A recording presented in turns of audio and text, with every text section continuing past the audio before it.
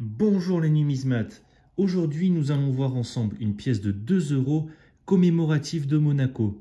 Il s'agit cette fois-ci de la pièce de 2 € de 2019, frappée pour l'avènement du prince Honoré V. Pour la petite histoire le concernant, Honoré V est né le 14 mai 1778 à Paris et est mort le 2 octobre 1841 dans la même ville.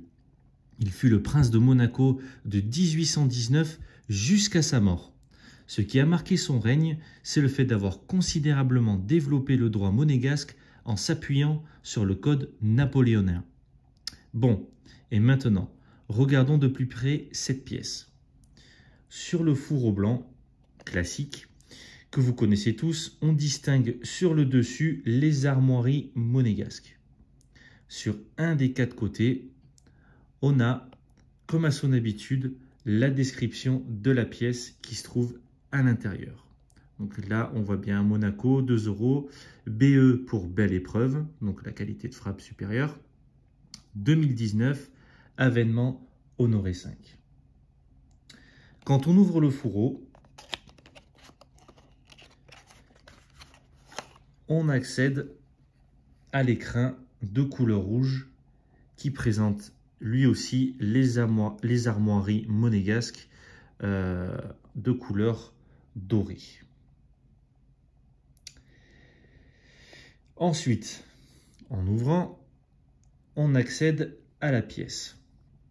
On peut voir ici donc le certificat d'authenticité qui indique notamment que cette pièce est de qualité belle épreuve et qu'elle a été frappée à 15 000 exemplaires. Comme à son habitude, je ne montre jamais le numéro du lot qui se trouve ici sur mes vidéos pour des raisons évidentes. Bon, alors, voilà. Sur la pièce, alors un petit focus. Hop, voilà. Donc sur la pièce, on distingue sur le côté avers le portrait du jeune prince Honoré V, avec la date de son avènement. Alors, si j'arrive à zoomer ici, voilà, en bas à gauche, on voit 1819, puis l'année 2019, marquant la date d'anniversaire, mais aussi l'année de frappe. Quand on retourne la pièce, on remarque donc voilà, sur le revers sa valeur faciale qui est de 2 €. Voilà. On va revenir sur ce côté. Elle est vraiment très belle. Alors, je souhaitais vous parler d'autre chose aussi, de petites astuces là. Pour la ranger, j'ai 2 petites astuces qui m'ont été communiquées par un collectionneur qui suit mes vidéos et je souhaitais vous les partager. Donc la première, c'est quand vous rangez l'écrin à l'intérieur de son fourreau, assurez-vous que le poussoir qui permet d'ouvrir la boîte, vous voyez ici le petit poussoir là, voilà, eh bien il soit du côté de la fermeture du fourreau, comme ceci. Vous voyez, là il y a le poussoir, voilà. Et bien cela vous permet de ne pas abîmer le fourreau et de garder aussi l'écrin intact.